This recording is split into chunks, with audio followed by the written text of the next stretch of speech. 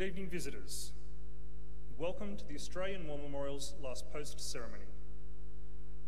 My name is Gerard Pratt, and joining us today from the Royal Australian Air Force is Flight Lieutenant Guri Singh. We warmly welcome the family of Lieutenant Charles Percy Farrier, whose story will be told shortly. We are honoured to acknowledge the members of 5 Squadron Association, as well as the contingent from the Royal Military College, Duntroon. We welcome the veterans who have served, those that are still serving, and the families that support them. We acknowledge the members of RSL and Services Clubs Association, RSL Victoria and RSL Queensland, who are watching the broadcast of this ceremony from across Australia. During this evening's ceremony, wreaths will be laid at the base of the pool of reflection by family and visitors to the memorial. I invite anyone now who is seated and can do so to please stand and join in singing the national anthem.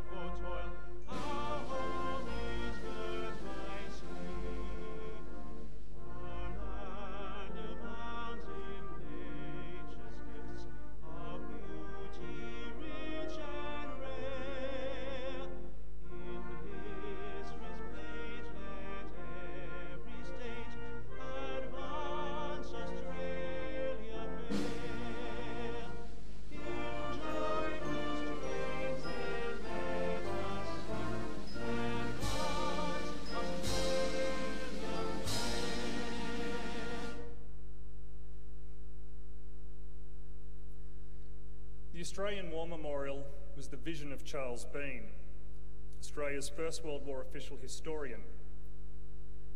Bean landed with the Australian troops on Gallipoli and stayed with them at the front through until the end of the war.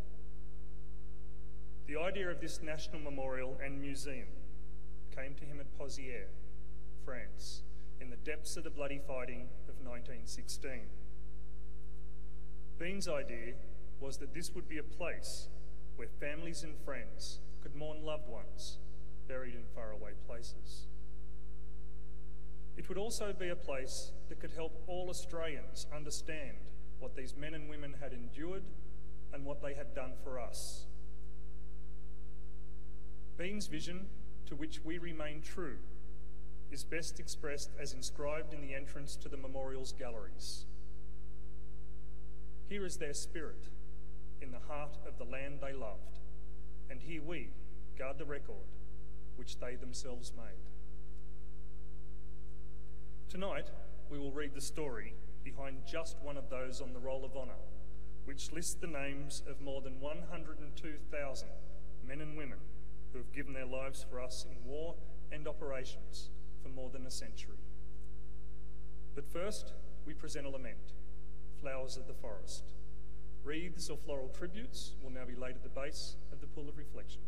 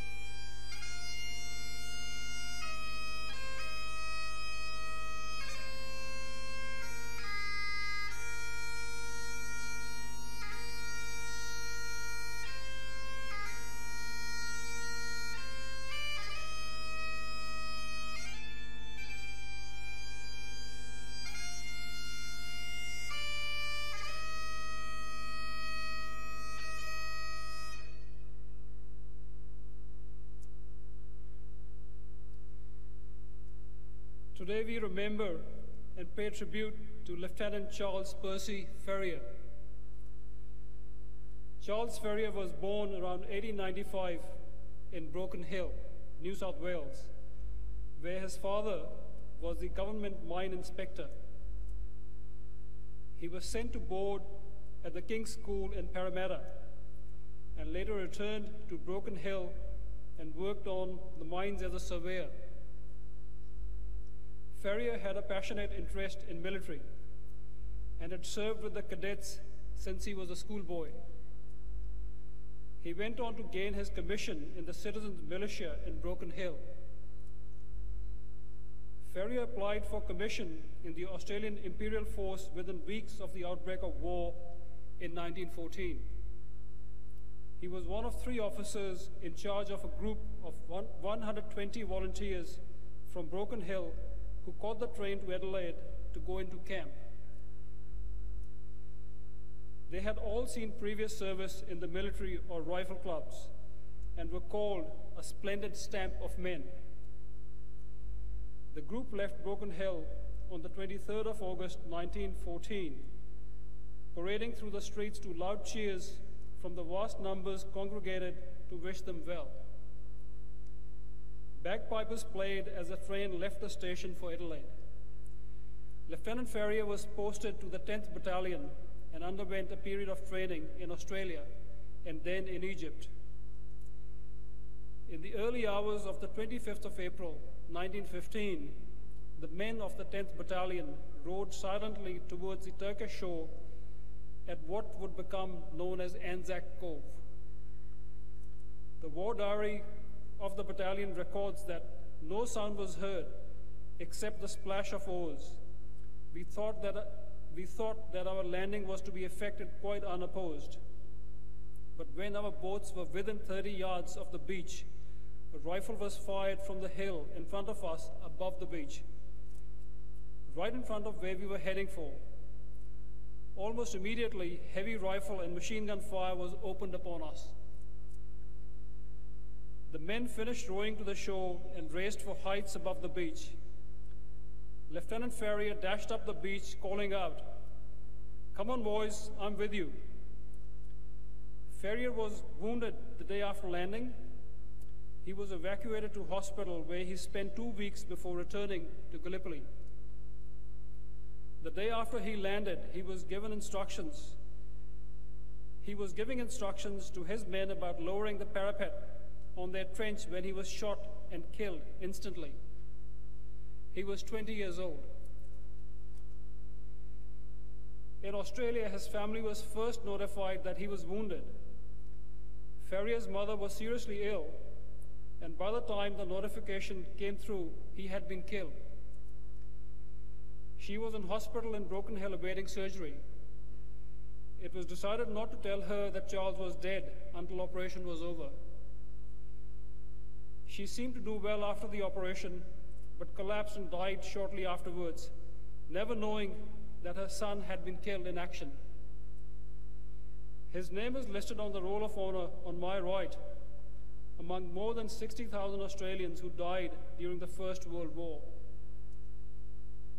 This is but one of many stories of service and sacrifice told here at the Australian War Memorial. We now remember Lieutenant Charles Percy Farrier, who gave his life for us, for our freedoms, and in the hope of a better world.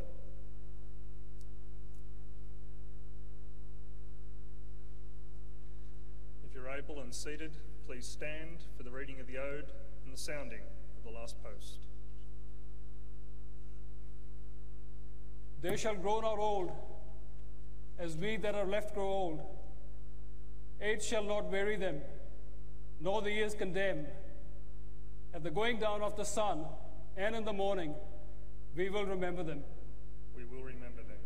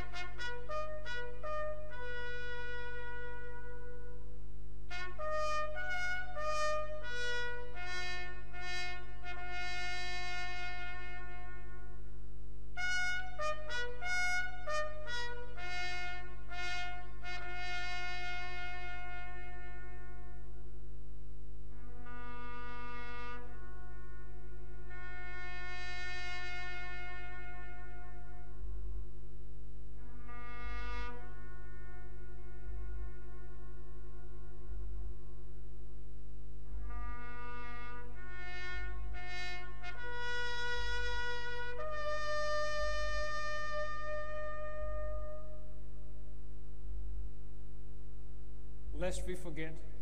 Lest we forget.